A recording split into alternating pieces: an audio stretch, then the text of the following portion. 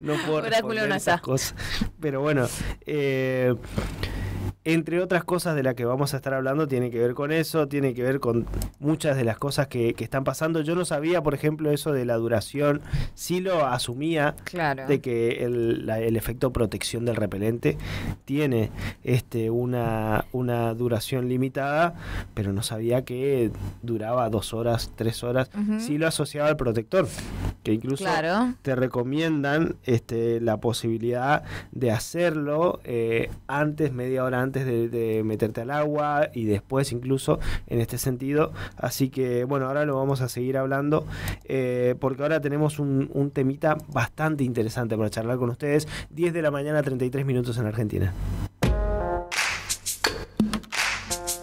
Entrevistas.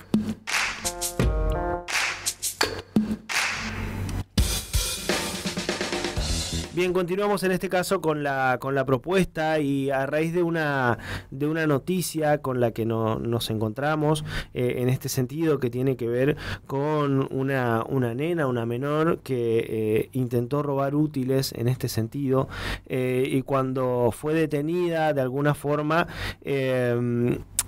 el planteo de ella pensó que de esa manera iba a aliviar la situación económica por la que pasaban los padres, en este caso. Y nos parece interesante charlarlo con el doctor o con el médico psiquiatra Gustavo Gómez. Su matrícula profesional es 2316, porque muchas veces hablamos de cómo a nosotros, los adultos, nos afectan determinadas cuestiones, pero nunca por ahí nos planteamos en cómo le puede afectar a los chicos, a nuestros hijos, sobrinos, primos, nietos, o sea cual sea el menor en cuestión. Y nos parece que esta es una situación como para plantear una de esas temáticas, sin por ahí la necesidad de caer en el tratamiento de la culpa o la vergüenza. Claro. Doctor, ¿qué tal? Muy buenos días. Fabián y Mariana los saludan aquí desde Litoral Radio. Muchísimas gracias por estos minutos con nosotros. ¿Qué tal? ¿Cómo le va? Mucho gusto, muchas gracias. No, por favor, la verdad que una noticia que preocupa, llama la atención, pero que también entiendo nos puede hacer reflexionar acerca de un contexto tan complejo como el que estamos atravesando. Sí, a mí me parece que eso da para esto que ustedes planteaban, digamos, que en realidad tiene que ver con la información, con la información y con la comunicación. Eso, por ejemplo, a veces pasa, viste, que a nosotros nos consulta, ¿cómo le digo? Es decir, ¿cómo le digo que nos vamos a separar? ¿Cómo le digo que murió la abuela? Me parece que hay que ser claro en ese sentido. Yo siempre le digo, díganle la verdad, díganle cómo es. Entonces, en este caso, la crisis económica debe estar informada, comunicada desde los papás, digamos, a estos chicos, y ser sostenida. Es decir, tenemos este problema, pero vamos a hacerlo de esta manera, y como ustedes bien decían, también sostenerlo a este niño en relación a las posibles burlas que pueda tener. ¿Y cómo se hace eso? Y dándole argumentos sólidos, argumentos válidos, argumentos propios de cómo enfrentar esta situación donde va a aparecer probablemente una carencia. A veces se subestima un poco a los más pequeños, a los niños, a las adolescencias, y no se le termina de informar. Quizás nosotros lo veíamos más antes. Digo, por ejemplo, yo la verdad nunca me enteré nada en el 2001 hasta que fui mucho más grande. Pero ¿esto sigue pasando, o usted cree que hay un intento comunicativo más grande por parte de los padres hacia sus hijos? No, me parece que es como vos decís. Me parece que como vos decís hay una subestimación, hay también un temor de comunicar, hay como en algunas situaciones culpa, vergüenza, y bueno, todos esos miedos, digamos, que tienen los adultos es lo que tenemos que superar los adultos para sostener, como yo te decía, al adolescente. Pero acá hay otro problema que tiene que ver con que vos no le decís, o el adulto no lo dice, pero ellos están recibiendo información por otros lugares.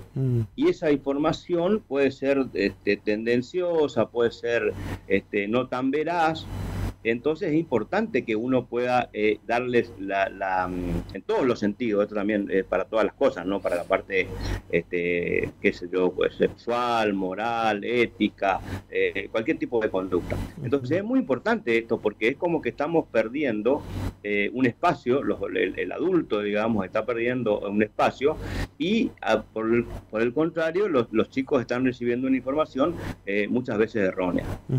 Y doctor, ¿cómo se puede reforzar esos procesos de comunicación entre el adulto y los más chicos, teniendo en cuenta que por ahí incluso creo hasta lógico entender que hay problemas más complejos en el propio día a día? Digo, entender que también una prioridad es saber comunicar a los menores con los que estés conviviendo cuál es la situación que uno está atravesando.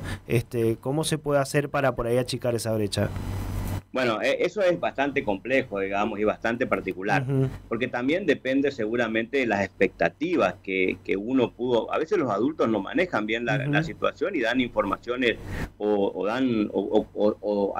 se colocan en situaciones que le resulta muy difícil afrontar, digo, por ejemplo, en lo económico. Sí. Entonces, esa persona adulta va a tener problemas porque va a decir, pucha, esto no puedo sostener, yo prometí o yo le puse en tal colegio, no calculé bien o no sabía de la crisis, etcétera, etcétera. Y lo que hay que hacer es reconocer esa situación, como lo decía anteriormente, lo que sea verídico, lo que es la verdad, y a partir de ahí, desde esa verdad, expresarla a nuestros hijos en este caso. Ahí hay que tener en cuenta algo. Que esto, vamos a suponer que sea una situación como esta de no poder comprar algo, no poder seguir en el colegio, puede ser una situación, no es una buena noticia. ¿Y qué repercusión va a tener una buena noticia en cualquiera? Y va a tener una reacción de tristeza, de angustia, de malestar, y eso está bien. Eso está bien. O sea, es una reacción que insisto, hay que procesarla. A nadie le gusta tener esos cambios. Bueno, entonces el adulto tiene que entender que la reacción emocional es esperable, que es normal, hasta cierto punto, obviamente, y a partir de ahí sostener, digamos, con argumentos válidos, ¿no es cierto? O sea, podríamos empezar en un contexto así como el que hoy estamos atravesando, tratar de no crear falsas expectativas, digamos. Y sí, no sé si hay casos particulares, pero lo que sí también es cierto que tenemos una situación global que nos afecta a todos. Entonces, esto es lo que debe ser comunicado desde nosotros, porque si no viene la información desde las redes, de las noticias, de las fake news, y eso es lo que es dañino. Entonces, volvemos a lo mismo. La comunicación es en la familia, es entre el padre y el hijo, y se baja línea, por decirlo de alguna manera, y se trata de bancar la situación y también de ayudar a tolerar la frustración. Esto nos va a enfrentar a una frustración porque capaz no tenemos que cambiar de colegio, no podemos ir más a estar con los mismos compañeros, y bueno, eso tiene que ser procesado. Es muy probable que no le pase absolutamente nada a la criatura, al joven, al niño, a la criatura. Doctor, en ese sentido mencionó fake news, la información. Tenemos una generación, por así decirlo, de niños y adolescentes más atentos, están entendiendo más de tanto la realidad económica como la social, eso por un lado, y por el otro la cuestión de los pares. También cómo afecta la cuestión de los pares en esto de tener cosas o no tener cosas, o que haya bullying o por una situación de divorcio de padres. Mira, en cuanto a la primera pregunta, se me viene a la cabeza, ¿se acuerda cuando, bueno, usted es joven, digamos, pero nosotros en la escuela teníamos lo que se llama comprensión de texto, es decir, leíamos un texto y tratábamos de entender qué quería decir el texto. Yo no sé si en estas circunstancias la información que estamos recibiendo, que ellos están recibiendo, tiene una comprensión, y ahí me parece que está lo peligroso. Es decir, esto puede ser peligroso, porque esta información en la fake news o en cualquier otra información no está chequeada, como dicen ustedes los periodistas, y eso puede producir algún tipo de error, digamos, en la comprensión y en la interpretación. Y con respecto a lo otro, también volvemos a lo mismo, digamos, si nosotros logramos tener una comunicación, los papás, los adultos, y fortalecer el yo de la persona, explicarle ciertos valores que tienen que ver, que no tienen que ver con el tanto tengo, tanto valgo, digamos, que es lo que plantea justamente el mercado. Bueno, esas cosas se pueden trabajar. Lo que pasa es que no hacemos por ahí, los adultos no, ahí aparece digamos una situación, un fundamento que es el tiempo, es decir, no tengo tiempo. Y no tengo tiempo en realidad también porque estoy siguiendo las reglas de mercado, es decir, que tengo que estar trabajando todo el día para poder satisfacer lo que el mercado me dice que tengo que satisfacer. Así que es un tema bastante complejo. Y doctor, ¿qué consecuencias puede traer en un chico, en un joven, en un adolescente, esta situación, ya sea la falta de comunicación, ya sea por ahí esta no tolerancia a las frustraciones que pueda devenir de situaciones como las que estamos hablando? ¿Qué impactos puede tener en su desarrollo? Y ahí sí tenemos dificultades, porque esa no tolerancia a la frustración, digamos, va a afectar al desarrollo de esta personalidad. Y la verdad que ahí podemos, al revés, digamos, cuando nosotros vemos algunas situaciones como un trastorno de ansiedad, un trastorno de personalidad, una depresión o un consumo problemático, detrás hay esta dificultad de tolerar la frustración. Pero ahí ya entramos en un terreno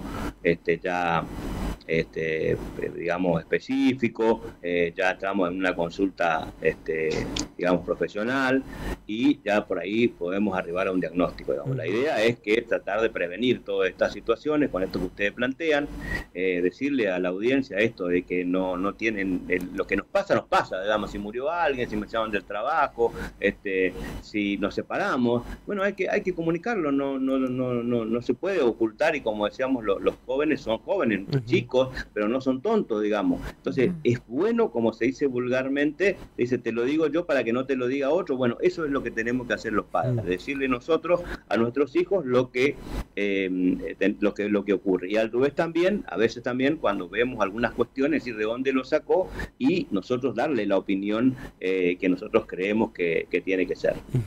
Es más, coincido en esto también que en lo que le mencionaba Marian, ¿no? De la subestimación. Creo que hasta hablando de los chicos, hasta en su no comprensión general de todo lo que está pasando, pero sí un nivel de entendimiento, pueden hasta ser más empáticos que cualquier otra persona en la situación.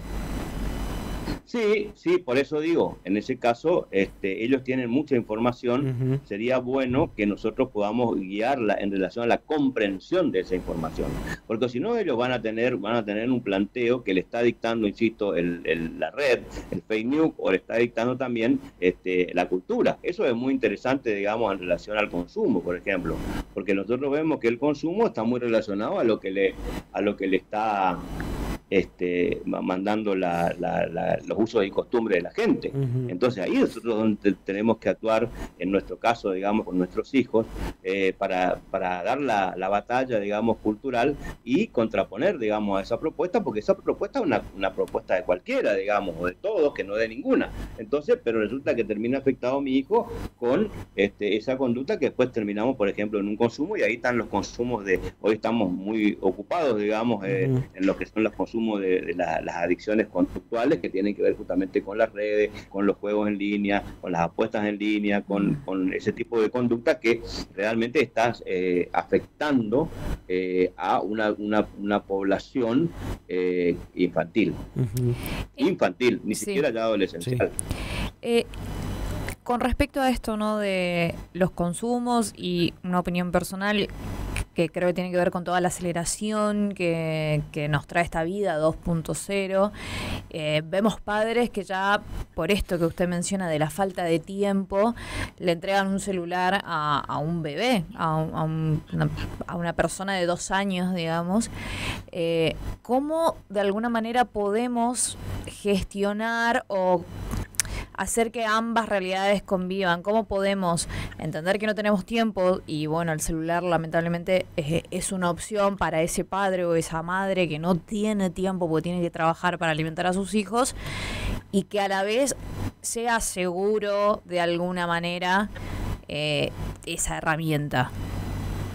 Mire, a mí se me ocurre algo, ¿no? Un poco drástica la situación. Yo me preguntaría a ese señor, al papá, podrían los papás, si ellos se tienen en su casa un arma de fuego que está cargada, si ellos dejarían el arma de fuego al alcance de los chicos.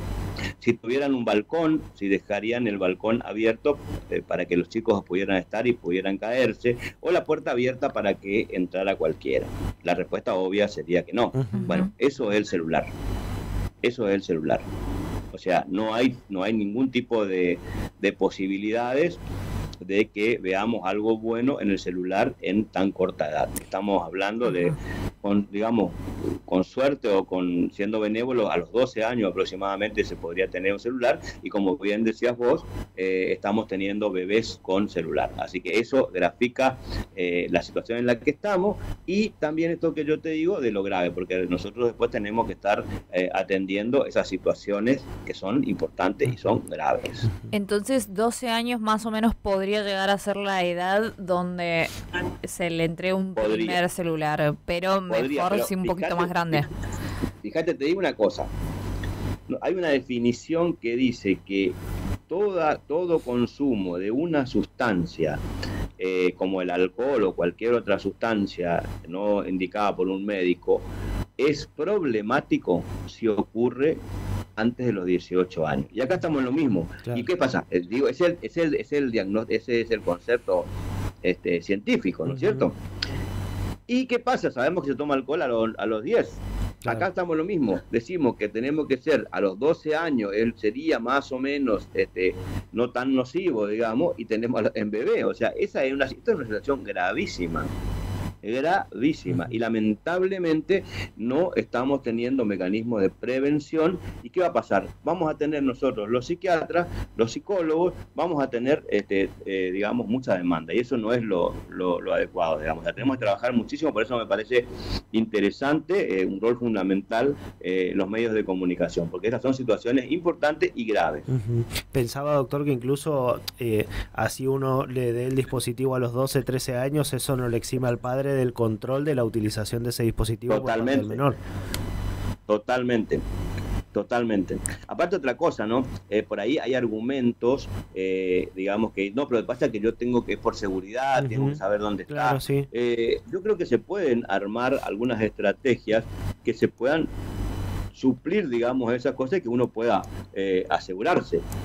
¿Se entiende? Qué sé yo, se me ocurre que se va a la escuela, podremos tener los profesores pueden tener el teléfono y cualquier cosa avisar, claro. Y así al club, y etcétera, etcétera. O sea, hay una facilidad supuesta que después termina siendo peligrosa. Por eso esta idea, digamos, un poco que puede parecer drástica, exagerada, catastrófica, la mía, de tener un arma, y lamentablemente hoy tenemos evidencia de que literalmente el celular se convierte muchas veces en un arma mortal.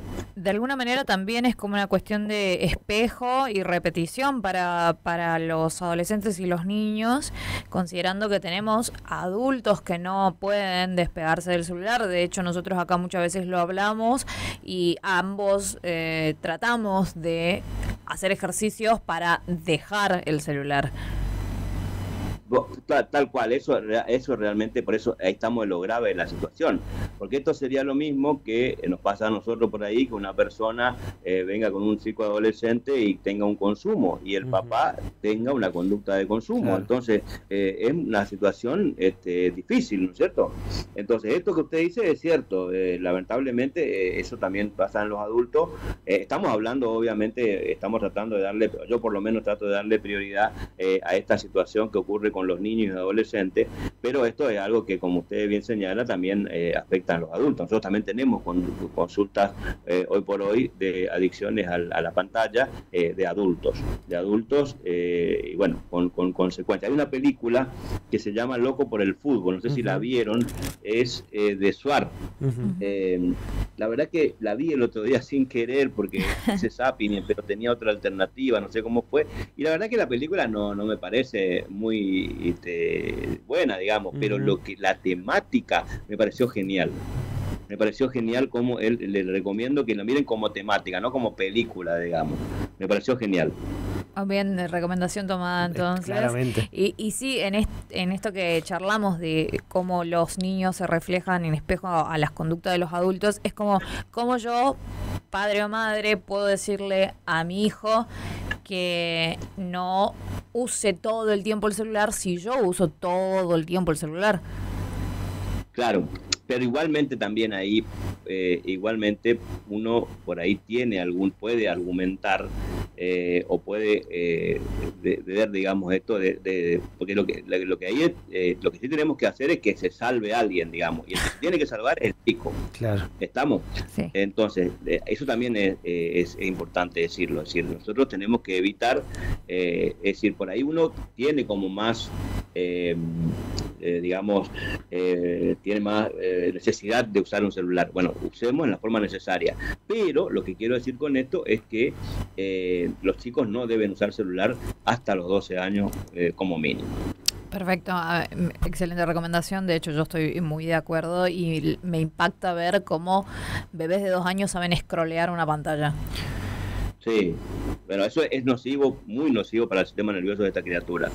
Es muy nocivo, es impresionantemente estamos invirtiendo, digamos, en crear enfermedades neurológicas, físicas, metabólicas, visuales, cuando usted ve esa imagen, digamos, una imagen, digamos, peligrosa. De hecho, creo que un poco también se ve en la cantidad de niños con anteojos hoy. Era menos, me parece. Es una percepción mía. Había, obviamente, niños con anteojos. Sí, pero no tanto. Pero no tantos. Sí, pero hay también alteración del lenguaje, hay alteración de la motricidad, hay diabetes, hay obesidad, hay problemas de la postura. Todo eso se ve y está vinculado al uso de las pantallas. Doctor, entonces, para remarcar un poquito, la comunicación es fundamental y por ahí también tenerle la confianza, ¿no? El entender que ellos también comprenden lo que nos puede estar pasando y de ahí la importancia de saber hablar de determinadas cuestiones para evitar por ahí mayores complicaciones. Totalmente. Para ser concreto, es decir, nosotros tenemos una situación X, negativa en este caso, que nosotros la tenemos que comunicar. Y tenemos que tolerar nosotros la reacción. Es decir, si nosotros le decimos estamos planeando vacaciones, un día sacamos los números, le decimos decimos chicos, no nos vamos de vacaciones, y que se pongan mal, que lloren, que por ahí no salgan un rato de la pieza, o que tengan algunas de esas conductas, y es porque le pasó eso. Entonces se tiene que aprender a tolerar. Ahí aparece la comunicación, el diálogo, donde se sostiene, donde porque lo peor sería que esta persona adquiera una deuda, que es lo que hablábamos hoy, y después no pueda pagar esa deuda, así se vaya haciendo como una bola de nieve, ¿no es cierto? Entonces, es tolerar, no tener miedo, ya, por eso le digo, nosotros siempre venimos acá, ¿cómo le cuento que se separó? ¿Cómo le cuento que murió la abuela? ¿Cómo le cuento? Y se le cuenta. ¿Y qué va a pasar? Y ahí vamos a ver, creo que ustedes lo decían en algún momento, que hay mucha empatía, mucha receptividad, y nos sorprendemos de cierta manera a veces con la respuesta. Pero de última, si el chico se pone triste, si llora, y no pasa nada. Bien. Doctor. Le consultamos dónde, por ahí si alguien tiene ganas de realizar alguna consulta, agendar un turno, dónde lo puede encontrar o a qué lugar se puede dirigir. Estamos en las redes, estamos en el dispositivo El Camino, que es un dispositivo que funciona en el barrio Verón de Astrada, 1676, la Isla Malvinas 1676, y que es un dispositivo que nos dedicamos a los consumos problemáticos. Pero yo en particular, como psiquiatra, atiendo cualquier tipo de otras situaciones como depresión, ansiedad, cualquier tipo de afección de la salud mental. Muchas gracias, doctor, por su tiempo, es muy amable. Gracias a ustedes, mucho gusto. Hasta luego. Hasta luego. El doctor Gustavo Gómez, médico psiquiatra, su matrícula profesional 2316. Bueno, planteando este tema por ahí que tiene como disparador esta situación donde lastimosamente, lamentablemente, una niña de alguna manera intentó, para ayudar a su madre, tomarse algunos útiles escolares. Incluso si uno repasa la nota por ahí, lo primero que dice la nenita, una vez que se encuentra